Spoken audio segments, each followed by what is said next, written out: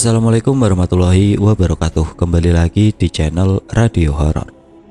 Untuk kisah kali ini masih ada kelanjutan cerita dari kisah yang sebelumnya. Sebuah kisah yang ditulis oleh Restu Wiratmaja, yaitu kisah yang berjudul Keluarga Iblis. Sebelum kita masuk ke ceritanya, tekan dulu tombol like video ini dan jangan lupa tekan juga tombol subscribe channel ini dan nyalakan juga lonceng notifikasinya agar tidak ketinggalan cerita baru dari channel ini.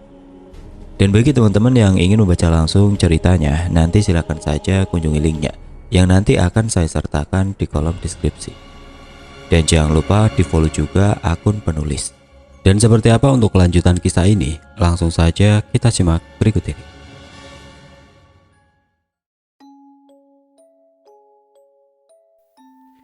Dengan langkah yang terburu-buru, Hamdi memandangi wajah Pak Rasman, juga Bu Nena. Seperti tidak ada rasa kecemasan sama sekali. Bahkan yang aneh, mereka tampak santai. Raut muka yang memberikan ekspresi rasa takut dengan sekejap hilang dari pandangan Hamdi. "Jafar, buka pintunya!" teriak Pak Rasman. "Tenang Pak, tenang. Jangan main hakim sendiri. Kita harus tahu kebenarannya," ucap Hamdi. "Nah, kamu tidak melihat ekspresi rasa takut ini. Anak-anak saya sedang dalam bahaya," ucap Pak Rasman. "Iya Pak, tapi jangan seperti ini," ucap Hamdi. Tiba-tiba terdengar suara teriakan wanita yang sedang disiksa menggunakan cambuk. "Ah, Anita!"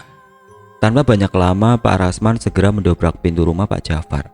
Dengan seketika pintu itu jebol dan rusak akibat tenaga yang dikerahkan oleh Pak Rasman. "Anita!" teriak Pak Rahman sambil mencari arah suara Anita. Beberapa warga juga masuk ke dalam untuk membantu menangkap Pak Jafar. Hamdi tidak bisa berbuat apa-apa. Dia tampak kebingungan. Pak Rasman mencari hingga sampai berada di suatu kamar, yang mana kamar itu tercium bau busuk seperti bau bangkai. "Anita!" ucap Pak Rasman dengan lirih. Kedua tangan Pak Rasman menggenggam pelan gagang pintu yang ternyata tidak terkunci. Krak! Pak Rasman membuka pintu dan melangkahkan kaki ke dalam. Diikuti juga oleh beberapa warga yang di belakangnya yang berjarak kurang lebih 1 meter. "Anita!" teriak Pak Rasman yang mendapati anaknya sedang terikat oleh tali tambang dengan kondisi yang memprihatinkan, tubuhnya yang penuh dengan luka. Anita menggeleng-gelengkan kepala seperti memberikan tanda bahaya yang berada di balik pintu. "Kamu datang di waktu yang tepat, iblis!" teriak Pak Jafar. Pak Jafar langsung mencekik Pak Rasman hingga dirinya terjatuh. Para warga yang mendapati Pak Rasman terancam memajukan diri untuk membantu. Namun Pak Jafar mengancam para warga agar menjauhi mereka berdua. Hamdi yang mengetahui keributan di dalam rumah langsung masuk dan berusaha untuk menjauhi para warga dari tempat itu. "Jika kalian mendekat 1 langkah saja, rahang iblis ini akan kupatahkan," teriak Pak Jafar. "Jafar," ucap Pak Rasman, "biarlah warga tahu siapa dirimu sebenarnya. Kau akan tahu bahwa dunia ini penuh dengan kebusukan gelagat belas kasihan di wajahmu," ucap Pak Jafar. Hamdi secara perlahan memasuki kamar itu sembari mengangkat kedua tangannya. Beberapa warga yang lain juga menghubungi polisi untuk segera menindaklanjuti masalah serius ini. "Pak Ustadz, kenapa kau membela keluarga ini? Mengapa kau tidak adil? Mana Islam dan imanmu? Mengapa kau membela iblis ini untuk terus-menerus berkeliaran?" ucap Pak Jafar. "Pak, tolong lepaskan kedua tangan Bapak dari leher Pak Rasman. Saya mohon Pak," ucap Hamdi. Kenapa kau terus-menerus melindungi iblis ini?" tanya Pak Jafar. "Aku tidak membela siapapun Pak, tapi tolong lepaskan. Kita bahas ini dengan baik-baik. Jangan sampai ada pertumpahan darah antar saudara," ucap Hamdi. Raut wajah Pak Jafar agak terenyuh. Namun beberapa detik kemudian dia tertawa keras. "Bagaimana bisa orang yang dekat terhadap Tuhan kini bersekutu dengan iblis? Oh ya, kebenaran itu tertutupi hanya dengan menutup 1 mata saja," ucap Pak Jafar. "Keluargamu adalah keluarga terhormat Ustadz. Jangan kau ceburkan diri untuk sekali-kali membantu keluarga ini. Kau tidak tahu masa lalu keluarga kami. Aku harus menanggung rasa sakit bertahun-tahun manakala anak dan istriku dijadikan korban dari kekejaman ilmu hitam iblis ini. Ocehan demi ocehan dari mulut Pak Jafar tidak membuat Hamdi emosi. Dia tahu bahwa nafsunya sedang diuji. Tapi ingatlah, jika iblis ini tidak aku bunuh sekarang, dia akan membuat resah seluruh warga, bahkan keluargamu sendiri. Jelas Pak Jafar. Wajah Pak Rasman sudah memucat, tubuhnya sudah lemah. Anita menekan suara tangisan, yang mana mulutnya masih tertutup rapat kain. Pak, hentikan. Pak Rasman bisa saja mati. Tolong jangan kau lakukan itu. Jelas Hamdi. Aku tidak peduli. Jikalau kau memang ustadz, seharusnya kau tahu mana yang benar dan salah. Pak, ini bukan mengenai saya ustadz atau siapa, tapi ini mengenai nyawa manusia. Bapak harus sadar akan hal itu. Jikalau Bapak membunuh satu orang, sama saja Bapak membunuh seluruh manusia di dunia. Teriak Hamdi. Jika memang begitu Ustadz, apa makna terdalam bagi Ustadz sendiri ketika keluargaku juga merupakan korban pembunuhan dari si iblis ini? Bukankah sudah jelas seluruh manusia bahkan dunia akan marah? Tapi mengapa orang seperti Ustadz masih membelanya? Tanya Pak Jafar. Hamdi sengaja terus-menerus mengajak bicara Pak Jafar untuk melonggarkan suasana dan memberi waktu banyak kepada polisi yang sedang menuju ke tempatnya. Pak Rasman tampak sudah tidak tahan lagi. Tubuhnya sudah berada di puncak rasa sakitnya akibat tercekik kuat oleh kedua tangan Pak Jafar. Polisi datang, teriak warga dari luaran. Hamdi langsung mendorong tubuh Pak Jafar hingga kedua tangannya terlepas dari leher Pak Rasman. Hamdi merasakan hawa yang berbeda ketika dia mendorong tubuh Pak Jafar. Seperti ada rasa kesedihan yang mendalam dalam diri Pak Jafar hingga membuat Hamdi bertanya-tanya. Apakah tindakannya salah? Ucap Hamdi dalam hati. Cepat angkat tubuh Pak Rasman, bawa ke rumah sakit, teriak Hamdi. Polisi langsung menangkap Pak Jafar. Hamdi melepaskan ikatan tali yang masih terikat kuat di kedua tangan Anita. Ustadz, itu Yadi, ucap Anita. Hamdi terkejut mendapat tubuh Yadi yang sudah lemah tidak berdaya. Kedua tangannya melemas dan dari mulutnya keluar darah. Bawa Yadi ke rumah sakit, ucap Hamdi. Para warga segera membawa Yadi untuk mendapatkan pertolongan lebih lanjut di rumah sakit. Tubuh Pak Jafar diangkat paksa, kedua tangannya diborgol. Tangisan Pak Jafar menyelimuti rasa haru pada hari itu. Ustadz, lihatlah nanti. Kau akan tahu kebenaran dari keluarga itu. Pesanku, jangan pernah percaya akan mulut busuknya, ucap Pak Jafar. Pak Jafar dibawa ke kantor polisi bersamaan dengan sorakan serta hujatan dari para warga yang mengiringi kepergiannya. Hamdi masih memandangi wajah Bu Nena yang tidak tampak cemas sedikit pun. Bu, kok ibu nggak merasa cemas ya? Tanya Hamdi. Tampak wajah kebingungan dalam diri Bu Nena. Dia hendak menimpali pertanyaan Hamdi, namun Hamdi dengan cepat mencegahnya terlebih dahulu.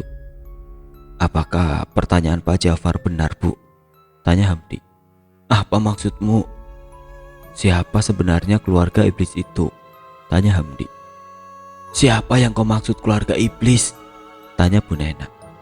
Keluarga yang menjebak seluruh warga ke dalam keresahan dan keraguan. Siapa sebenarnya keluarga yang dimaksud Pak Jafar itu? Tanya Hamdi. Nah, kau tidak perlu tahu akan hal itu. Apa maksudnya? Keluarga iblis itu tidak ada, teriak Bu Nena. Keluarga iblis itu tidak ada, tanya Hamdi.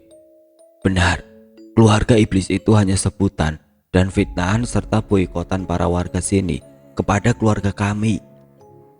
Jelas Bu Nena. Tapi, sampai kapan kau masih meragukan penjelasan aku, Nak? Tolong mengertilah keadaan keluarga kami yang setiap harinya dipenuhi rasa takut serta cemas. Bu Nena tiba-tiba menangis. Batinnya merasa tertekan ketika Hamdi terus memberikan satu demi satu pertanyaan. Bu, maaf. Tidak apa, Nak. Kami sudah terbiasa diperlakukan seperti ini, ucap Bu Nena. Bu Nena pun pamit meninggalkan Hamdi. Air matanya masih membasahi wajah keriput yang tersibak kerudung putihnya. Kejadian hari itu membuat para warga lega.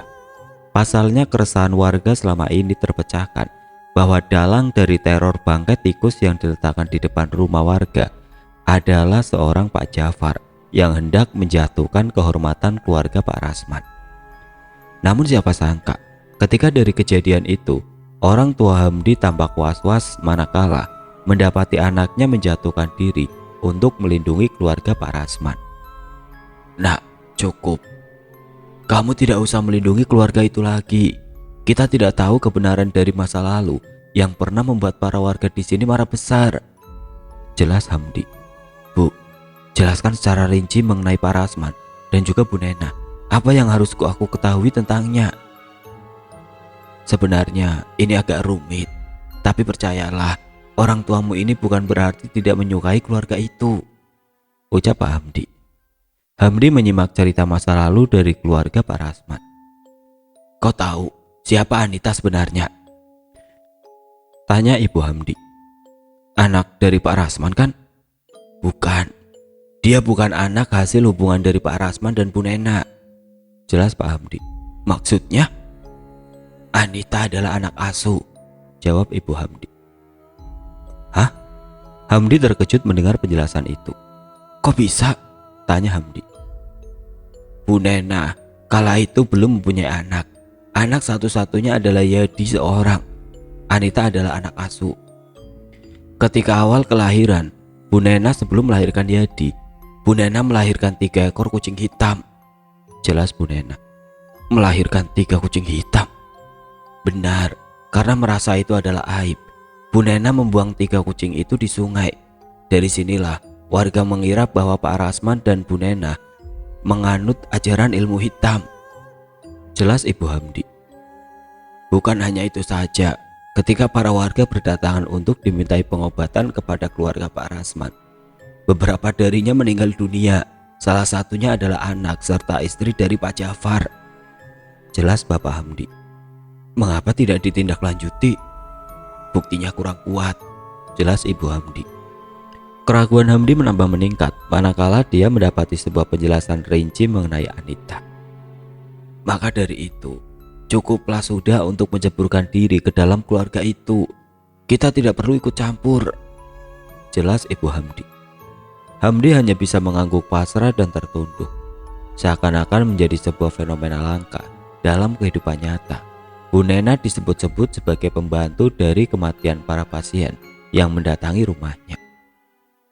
Hal inilah yang membuat Pak Jafar tidak menyukai, bahkan membenci Pak Rasman, jelas Ibu Hamdi. "Hamdi, cukup sudah. Kamu jangan pernah mendekati Anita lagi," pinta Ibu Hamdi. "Aku tidak bisa," jawab singkat Hamdi. "Kau belum mengenal Pak Rasman dan Bu Nena yang sebenarnya," teriak Ibu Hamdi. Hamdi terdiam. Ibunya menyentak Hamdi dengan nada yang keras. "Bu, aku akan menyelesaikan ini semua," ucap Hamdi. "Hati-hati nak, kita tidak tahu perangai manusia saat ini. Amat membingungkan. Di depan kita mereka tampak sopan dan baik, tapi di belakang kita mereka mungkin saja sedang merencanakan sesuatu," ucap Bapak Hamdi. "Kita harus bersuuzon akan segala sesuatu. Keputusan dan takdir hanya Tuhan yang bisa menentukannya," ucap Hamdi. "Semoga Allah meringankan segala beban dan melancarkan niat baikmu nak," ucap Bapak Hamdi. Sementara itu Anita masih terbujur kaku di dalam rumahnya sehabis pulang dari rumah sakit. Tampak kesalahan dalam raut muka Pak Rasman dan Bu Nena. "Ustadz itu harus kita singkirkan," ucap Pak Rasman. "Jangan Pak, dia orang baik," jelas Bu Nena. "Tidak ada orang baik di tempat ini," jawab Pak Rasman. "Apa rencanamu?" tanya Bu Nena. "Aku akan jadikan Anita sebagai perantara dari keluarga ini. Biarkan Ustadz itu berkeliaran. Nantinya dia akan merasakan kepedihan ketika menceburkan diri untuk membantu keluarga ini." Hari berikutnya Hamdi berencana untuk berkunjung ke tempat Anita untuk menjenguk serta menanyakan kabar. Hamdi juga membawa buah tangan agar kedatangannya benar-benar disambut hangat oleh keluarga Pak Rasman. "Assalamualaikum," ucap Hamdi. Rumah Pak Rasman amat sepi, seperti tidak ada penghuninya. "Anita, Bu Nena, Pak Rasman," ucap Hamdi. Yadi keluar dengan tatapan tajam. "Ada apa Ustadz?" tanya Yadi. "Mas Yadi, bagaimana kabarnya?" tanya Hamdi. Ada apa Ustadz? Mau apa kemari? Tanya Yadi. Hamdi mulai tidak nyaman dengan jawaban Yadi yang kurang mengena di hatinya. Ini saya bawakan oleh-oleh untuk Anita, ucap Hamdi. Oh itu, terima kasih Ustadz. Yadi menerima bingkisan oleh-oleh dari Hamdi lalu masuk kembali. Mas, tunggu, ucap Hamdi. Anita sedang sakit dan tidak bisa dikunjungi. Maaf Ustadz, ucap Yadi. Yadi langsung menutup pintu dengan keras. Sepertinya kejadian beberapa hari yang lalu membuat Yadi trauma dan menjadi sosok yang sedikit sosiopat. Hamdi pun kembali ke rumahnya karena harapannya untuk menemui Anita tidak ditemukan. Yadi yang mendapati oleh-oleh itu langsung memberikannya kepada Anita di dalam kamar. Nih, ada oleh-oleh dari Ustadz Hamdi. Pesan bapak sama kamu, jangan pernah mendekati Ustadz itu lagi, ucap Yadi. Kenapa? Tanya Anita. Yadi tidak menjawab dan membuang mukanya dari pandangan Anita. Kebenciannya terhadap para warga masih tertumbuh lebat di dalam hati Yadi yang belum bisa menerima sepenuhnya. Anita mulai penasaran mengapa orang tuanya tidak membolehkan dirinya bertemu dengan Hamdi. Dia pun keluar dari kamar dan berencana untuk menuju kamar ibunya. Namun di dalam kamar, dia mendengar percakapan 3 orang yang dikenalnya. Orang-orang itu adalah Bu Nena, Pak Rasman, dan Yadi. Anita bukanlah anak kita, jadi jangan perlakukan dia sebagai kakakmu Yadi, ucap Pak Rasman.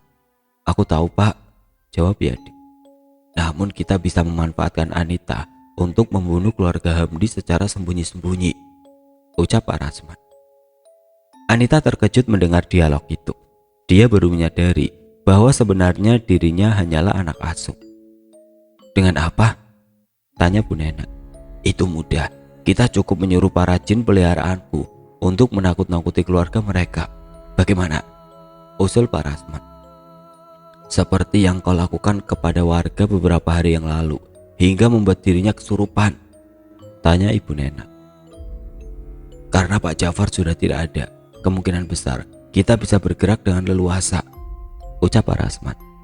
Anita tidak percaya. Ternyata keluarga iblis yang disebut-sebut warga memang benar adanya. Kita bergerak malam ini.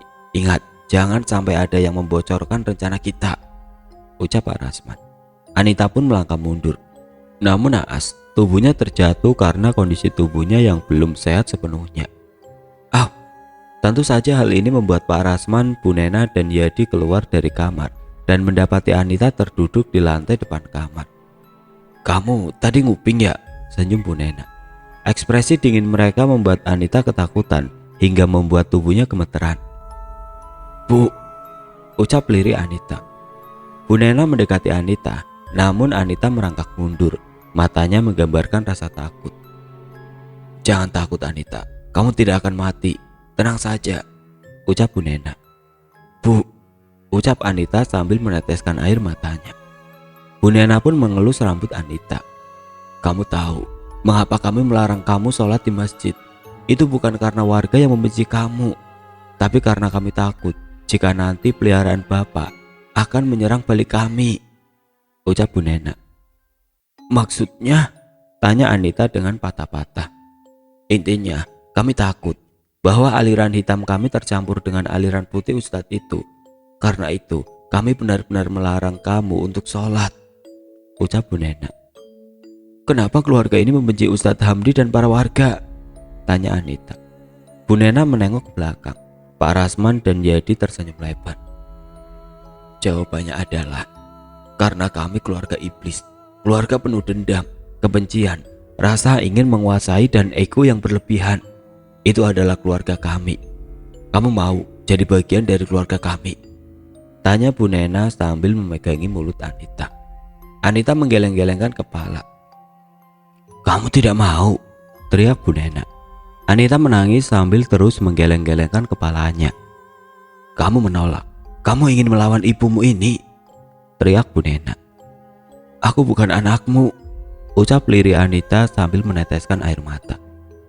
Anita, ucap Bu Nena dengan pandangan kosong. Kamu siap untuk dijadikan korban penyerangan ini? Tanya Bu Nena. Anita menggeleng-gelengkan kepalanya. Kamu mau? Tanya Bu Nena dengan tatapan kosong. Anita pun diseret menuju kamar. Anita berteriak kencang, namun teriakan itu tidak berguna sama sekali. Yadi dan Pak Rasman membantu mengikat kedua tangan hingga kaki Anita di kamar tidur. Mulutnya disumpal kain jarit. Tidak kusangka kita punya tikus besar di dalam rumah. Anita terus menggerak-gerakkan tubuhnya. Dia terus memberontak. Anita, kamu tahu ini apa? Tanya Bu Nena sambil menjilati pisau. Anita berhenti menggerakkan tubuhnya. Tatapannya hanya terpaku kepada bentuk tajam pisau yang sedang dijilati Bu Nena. Pisau ini ibarat perlakuanmu. Jika kamu diam, pisau itu tidak akan menyentuh kulit mulusmu. Namun jika kamu memberontak, dia akan menusuk hingga bagian dalam tubuhmu. Paham? Ucap Bu Nena. Anita masih meringis menahan rasa sakit. Air matanya terus membasahi pipinya. Malam ini adalah malam terakhir bagi keluarga Hamdi untuk melihat raut wajahmu, Anita. Ucap Yadi. Tinggalkan dia. Kita persiapkan diri untuk menyerang keluarga Hamdi. Jelas Pak Rasman. Selamat tinggal, Anita. Ucap Bu Nena sambil tersenyum. Mereka menutup pintu sambil tertawa. Anita hanya memandangi perilaku keluarga asuhnya dengan pandangan yang memelas. Ternyata selama ini dia diasuh oleh orang-orang yang salah. Keadaannya yang belum membaik ditambah dengan posisi tubuhnya yang terikat itu membuat Anita hanya bisa pasrah terhadap keadaan. Dalam hatinya dia tidak mungkin akan selamat, namun hatinya masih ada sedikit keyakinan bahwa dia akan menyelamatkan Hamdi beserta keluarga. Ikatan kaki dan tangan Anita menjadi penghalang utama untuk menyelamatkan keluarga Hamdi yang kini berada dalam bahaya. Malam harinya Hamdi masih kepikiran dengan sikap Yadi dan juga keadaan Anita. Mengapa sudah beberapa hari ini Anita tidak pergi ke masjid? Hamdi pikir keadaan Anita masih belum pulih sepenuhnya. Hamdi yang masih berdiam diri di kamar mencium bau busuk yang tidak biasa. Bau busuk ini seperti bau busuk mayat yang sudah dikebumikan lalu dipaksa untuk dikeluarkan kembali. Karena penasaran, Hamdi pun mencoba untuk menuju kamar orang tuanya. Namun betapa terkejutnya, Hamdi melihat ratusan belatung sudah berada di depan pintu kamarnya. Astagfirullah, apa ini? Karena merasa ada yang menjanggal, Hamdi pun langsung berlari menuju kamar orang tuanya. Bu, Pak, ucap Hamdi. Pintu kamar langsung dibuka. Dari dalam kamar tersebut, kedua tangan Hamdi langsung ditarik. Jangan berisik, nak, ucap Ibu Hamdi. Ibu Hamdi langsung menutup pintu. Dia menyadari ada sesuatu yang mendatangi rumahnya. Banyak jin yang mendatangi rumah kita, ucap Bapak Hamdi. Jin kiriman? Tanya Hamdi. Coba kamu lihat, ucap Ibu Hamdi. Hamdi melihat bayangan putih yang menyeret kakinya sambil tertawa melengking. Bu, itu kuntilanak, ucap Hamdi. Ibu Hamdi mengangguk. Coba lihat ke jendela itu, ucap Bapak Hamdi. Hamdi terkejut ketika mendapati pocong di depan jendela kamarnya sedang berdiri tegak sambil memandanginya. Bukan hanya itu, rumah ini telah dikirim lebih dari 20 jin untuk membunuh kita, jelas Bapak Hamdi. Bu, kita harus bagaimana? Tanya Hamdi. Ada 3 hal yang harus kita lakukan ketika mendapati jin serangan ini mengepung kita. Yang pertama, perbanyak baca ta'awudz. Yang kedua, yakinkan dalam hati kita bahwa mereka adalah makhluk yang lemah. Yang ketiga, katakan kepadanya, kembalilah kepada tempat asalmu. Brak! Suara dentuman keras dari atap rumahnya membuat Hamdi dan keluarga terkejut. Astagfirullah, apa itu, Bu? Tanya Hamdi. Itu genderuwo yang kedua tangannya sedang menyentuh rumah kita, ucap Ibu Hamdi. Bukan hanya itu, ada juga suara tulang yang ditabrakan satu sama lain. Itu suara jerangkong. Seluruh tubuhnya hanya menyisakan tulang belulang. Kedua tangannya bisa ditabrakan satu sama lain, ucap Ibu Hamdi. Masih banyak lagi. Kita jangan terpaku pada mereka, ucapnya. Ibu Hamdi langsung menuju tengah kamarnya dan menggelar sajadah. Nak, pimpin, ucap Ibu Hamdi. Kenapa harus aku, Bu? Ucap Hamdi. Kamu adalah orang yang dinobatkan untuk menjadi pemimpin desa. Jadi, kamu harus menghadapi badai sebelum mencapai daratan luas, ucap Ibu Hamdi. Hamdi hanya bisa pasrah. Dia pun langsung duduk sila di atas sajadah. Ibu Hamdi segera mengenakan mukena untuk bersiap diri menghadapi perlawanan jin kiriman itu. Hamdi memandangi kedua raut muka orang tuanya yang tampak tenang. Tidak ada ketakutan sama sekali. "Bu, Pak, mengapa ibu dan bapak tampak tenang? Bahkan tidak sedikit pun takut?" tanya Hamdi. Ibu dan bapak Hamdi saling memandang satu sama lain. "Sesungguhnya, hal yang kami takutkan bukanlah jin atau iblis. Yang kami takutkan adalah hilangnya iman kami ketika berada di puncak maut," ucap bapak Hamdi. "Aku takut, Pak," ucap Hamdi. "Apa yang kau takutkan?" tanya ibu Hamdi. "Aku takut bahwa jin-jin ini akan menyerang ibu dan bapak," ucap Hamdi. "Nak, kamu punya Allah, Tuhan yang melindungi kita semua. Cepat bacakan ta'awudnya sebanyak mungkin," ucap ibu Hamdi. Hamdi pun segera memejamkan matanya.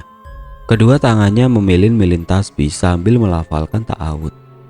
"A'udzubillah minasyaitonirrajim." Hamdi terus-menerus melafalkan kalimat itu secara berulang-ulang. Rumah Hamdi kini penuh dengan suara teriakan, tangisan, tawaan, serta gertakan. Hal itu membuat tubuhnya sedikit gemeteran karena hawa merinding yang dipancarkan oleh jin-jin itu. Hatinya menjadi yakin bahwa mereka adalah makhluk Tuhan yang lemah. Hamdi menenggelamkan diri dalam kalimat ta'awud. Bahkan satu tekad dan tindakan dalam diri insan untuk berlindung kepada Allah yang Maha Suci dan menjauhkan diri dari perbuatan setan. Telinga Hamdi agak panas. Bisikan demi bisikan terus-menerus diucapkan jin itu. "Kamu itu munafik. Kamu itu manusia penakut. Kamu itu penuh kebohongan."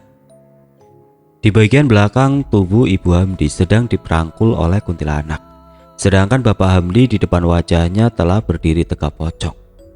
Jin-jin itu menggoda mereka bertiga agar menghentikan pengucapan ta'awudnya. Hawa panas yang ditumpahkan oleh jin-jin itu membuat mereka bertiga merasakan sesak nafas serta bercucuran keringat dingin. Ibu Hamdi dan bapak Hamdi terus meneruskan melafalkan ta'awud tersebut tanpa rasa takut. Yang dipikirkannya adalah keselamatan dari Hamdi sendiri. Sedangkan di rumah Pak Rasman, Anita mendengar suara aneh yang berasal dari kamar Pak Rasman yang digunakan sebagai tempat bersemedi dan melakukan serangan kiriman teruntuk keluarga Hamdi. Suara itu seperti suara iblis yang memarahi mereka bertiga dengan bahasa yang kurang dimengerti. Bukan hanya itu saja, kondisi rumah menjadi sangat berantakan hawanya. Ini membuat Anita menjadi sangat ketakutan. Yang diingatnya hanyalah satu hal, yaitu terus-menerus membaca bacaan apa saja yang ada, baik ta'awud, anas, ataupun bacaan lainnya. Hal inilah yang membuat Anita semakin yakin serta sedikit demi sedikit ketakutannya menghilang. Dia teringat pesan Hamdi ketika berada di masjid. Jika ada satu hal yang membuat kita ragu, sebisa mungkin kita melafalkan ayat kursi atau surat Anas untuk mengembalikan keyakinan yang telah hilang karena rasa was-was. Yang dipikiran Anita kala itu adalah bagaimana caranya dia bisa keluar dari kamar dengan posisi terikat seperti itu. Sedangkan mereka bertiga, Pak Rasman, Yadi, dan Bu Nena, terus-menerus melakukan persemediannya untuk membunuh keluarga Hamdi yang sekarang sedang diserangnya. Namun ia yakin Hamdi adalah orang yang kuat dan pemberani. Dengan keistiqomahannya dalam beribadah menumbuhkan rasa keyakinan yang amat kuat. Begitu juga dalam hal menetralisir serangan tersebut. Sudah beberapa kasus yang dilakukan Hamdi untuk menyerang balik bahkan menetralkan kembali orang yang kesurupan atau orang yang terkena serangan kiriman tersebut. Keadaan rumah Hamdi masih berkecamuk. Hal ini disebabkan energi yang diberikan oleh Pak Rasman, Bu Nena, serta Yadi sangat besar. Sehingga bisa dikatakan bahwa resiko terbesarnya adalah jika mereka gagal membunuh Hamdi serta keluarganya, maka Pak Rasman, Bu Nena, serta Yadilah yang akan terbunuh. Beberapa kasus yang menjadi ikatan kuat serta perjanjian yang terikat. Jika korban gagal untuk dibunuh, maka pelaku dari penyerangan itu sendirilah yang akan dijadikan balasan atau tulah dari tindakannya sendiri. Hamdi terus berkomat-kamit membacakan ta'awud. Bisikan demi bisikan yang ingin menggagalkan Hamdi terus-menerus berdenging di telinga Hamdi. Jin-jin itu bahkan tidak menyerah untuk mundur selangkah pun sebelum Hamdi serta keluarganya benar-benar terbunuh. Hamdi masih meyakinkan diri bahwa segala bentuk penyerangan atas dasar kebencian maka akan berbalik arah kepada orang yang menyerangnya. Jin itu terus membisiki, "Kamu munafik, kamu manusia licik, kamu pembohong, surgamu adalah nerakaku, Tuhanmu membencimu." Entah mengapa hati Hamdi terasa makin tenang. Dirinya berhasil menenggelamkan diri dalam lafal ta'awud sehingga tidak ada keraguan secuil pun yang membuat dirinya goyah serta memiliki rasa was-was. Hamdi mengambil sorban yang berada di pundak sebelah kirinya. Bersamaan dengan itu, kuntilanak yang merangkul tubuh ibu Hamdi dengan perlahan melepaskan rangkulannya. Begitu juga dengan pocong yang berada di hadapan bapak Hamdi. Sedikit demi sedikit, jin-jin yang berada di dalam kamar perlahan menjauh. Mereka tahu apa yang akan dilakukan oleh Hamdi. Bersamaan dengan itu juga, Anita terus melafalkan surat Anas serta ayat kursinya. Di ayat-ayat terakhir surat Anas, yaitu pada lafal minal jinati wanas, Anita menekan kalimat itu dengan sekuat-kuatnya. Tentu saja hal ini membuat para penghuni jin yang berada di rumah Pak Rasman berlarian kalang kabut. Bukan hanya itu, Hamdi juga memukul sorbannya 3 kali tepat di atas sajadah. Dengan seketika, dentuman besar seperti ledakan berdenging keras hingga membuat telinga Hamdi, ibu serta bapak Hamdi mengeluarkan darah.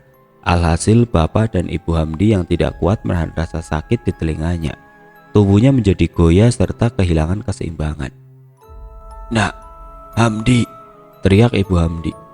Hamdi langsung menengok ke arah ibunya. "Astagfirullah ibu!" Hamdi segera mengangkat tubuhnya dan kedua tangan serta mukenanya telah berlumuran darah. Berlanjut kepada bapaknya yang tubuhnya telah terbujur kaku dengan posisi sujud menghadap kiblat. Hamdi segera mengangkat tubuh bapaknya menuju kasur. "Bu, astagfirullah." Hamdi segera keluar dari kamarnya. Ketika dia menengok ke arah depan jendela rumahnya, telah berdiri tegak makhluk berwarna hitam dengan kepulan kabut yang menyelimuti sekitarannya. Makhluk itu mempunyai sorotan mata yang menakutkan serta tanduknya yang berada di kepalanya menjadikan makhluk itu tampak menyeramkan. Namun makhluk itu hanya memandangi Hamdi dari luaran saja. Setelah itu, tubuhnya menghilang bersamaan dengan kabut yang mengitari kepergiannya. "Ya Allah, lindungi hambamu ini." Kepala Hamdi mulai terasa berat. Dia harus menuju ke dapur untuk mengambil es batu, kasa, serta plester. Tubuhnya agak kurang seimbang. Beberapa kali dia terjatuh, namun tekadnya masih bisa menguatkan untuk bangkit kembali. Hamdi langsung membuka kulkas dan mengambil beberapa buah es batu yang masih terikat. Lalu dia juga mengambil palu berukuran sedang serta wadah untuk tempat es batu itu. Bersamaan dengan itu, dia memukul hingga hancur es batu itu. Setelah selesai, dia mencari kotak P3K untuk mengambil kasa serta plester. Hal ini dia lakukan untuk melakukan pertolongan pertama ketika telinga mengeluarkan darah yang gunanya untuk menahan dan memberhentikan pendarahan hebat. Hamdi langsung menuju ke kamarnya dan segera memberikan pertolongan pertama kepada kedua orang tuanya. "Bu, Pak, bertahan, yang kuat Bu, Pak." Hamdi segera menekan telinga kedua ibunya terlebih dahulu hingga pendarahannya berhenti. Berlanjut dengan itu, dia melakukan hal yang serupa kepada bapaknya. Lalu Hamdi menutup bagian telinga yang berdarah menggunakan kain kasa steril serta merekatkannya dengan plester. Setelah itu ia mengompres bagian yang terluka dengan batu es yang dibungkus kain untuk mengurangi rasa sakit dan pembengkakan. Setelah selesai, tubuh Hamdi tergeletak di dekat tubuh kedua orang tuanya dengan posisi kedua tangan yang penuh darah itu memeluk kedua orang tuanya yang masih belum tersadarkan diri. Lain hal dengan Anita yang masih terperangkap ke dalam rumah Pak Rasman. Dia tampak ketakutan manakala mendapati teriakan minta tolong dari kamar Pak Rasman itu sendiri. Teriakan itu membuat tubuh Anita gemeteran dan terus-menerus berusaha untuk melepaskan ikatan talinya. "Panas!" teriak Bu Nena yang mendekat ke arah kamarnya. Tubuh Anita mulai gemeteran ketika mendapati teriakan suara Bu Nena yang mendekati kamarnya. Tubuh Anita mulai gemeteran ketika mendapati teriakan suara Bu Nena yang mendekati kamarnya.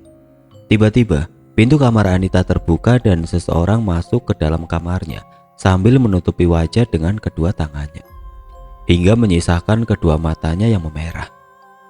"Anita, tolong ibu!" teriak Bu Nena. Anita menggerak-gerakkan kedua tangan serta kakinya agar ikatan tali tersebut terlepas. Namun percuma saja, ikatan tali itu sangat kuat. Brak! Tubuh Bu Nena terjatuh tepat di depan pintu kamarnya. Wajahnya berwarna hitam, seperti terbakar, seperti tersambar api. Kedua tangannya hanya menyisakan kulit dan tulang. Bu Nena tewas di tempat. Kemungkinan besar juga Yadi serta Pak Rasman tewas. Anita hanya bisa bergantung kepada keajaiban. Kedua matanya meneteskan air mata. Perasaannya campur aduk. Dia tidak sanggup lagi menghadapi segala permasalahan yang baru saja dia hadapi. Anita mengembuskan nafasnya secara perlahan. Dia harus tenang untuk melanjutkan hari esok yang lebih baik. Karena merasa lelah, Anita tertidur sambil menahan rasa takut dan kesedihan yang mendalam. Keesokan harinya, para warga dikejutkan dengan penemuan jasad Pak Rasman yang berada di depan rumahnya. Sedangkan jasad Yadi, dia berada di kamar mandi sedang berendam tepat di bak mandi. Sedangkan jasad Bu Nena, dia tewas di depan pintu kamar Anita. Warga juga berhasil menyelamatkan Anita yang sudah terbujur kaku seharian di kasur. Melihat kondisi ini, para warga juga melaporkan kejadian ini kepada Ustadz Hamdi. Namun betapa terkejutnya ketika mereka menuju rumah Ustadz Hamdi. Mereka mendapati Ustadz Hamdi dan keluarganya terluka parah.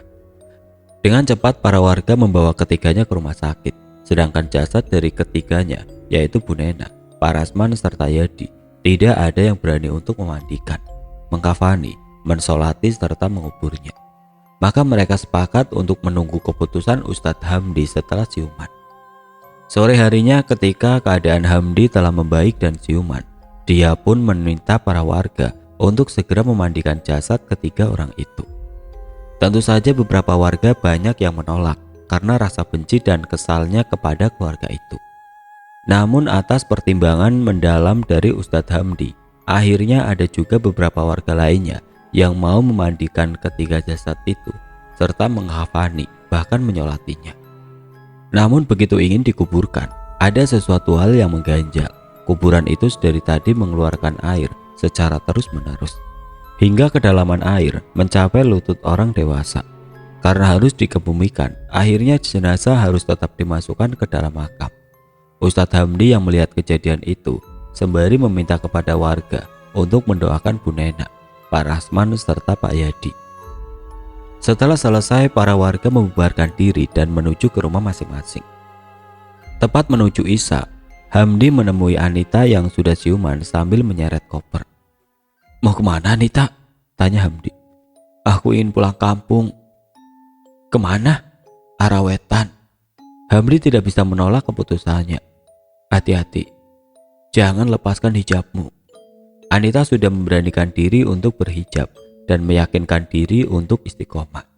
Hal ini membuat Hamdi bersyukur karena manusia itu bisa berubah semestinya jika ada keinginan dalam hati kecil untuk berubah. Hamdi merasa semuanya telah usai. Dia pun kembali ke rumahnya untuk merebahkan diri di dalam kamar. Namun begitu dia membuka pintu rumahnya, dia merasa ada sesuatu yang melihatnya dari pohon mangga. Ketika Hamdi memandanginya, dia mendapati puluhan jin seperti kuntilanak, pocong, genderuwo, jerangkong, dan lain-lain yang merupakan peliharaan Pak Rasman sedang berjejer rapi di depan pohon mangga. Mereka semua sedang mencari tuan baru sebagai wadah baru mereka. Hamdi pun mengusap kedua matanya dengan sorban. Alhasil, puluhan jin peliharaan Pak Rasman hilang seketika dari pandangannya. Dengan begitu, keluarga iblis yang disebut-sebut oleh para warga telah menjadi cerita kelam yang tidak akan terlupakan bagi mereka semua. Semoga kisah ini memberikan hikmah kepada kita semua bahwa segala sesuatu yang terikat dengan iblis, maka harus ada bayaran yang harus dilunaskan.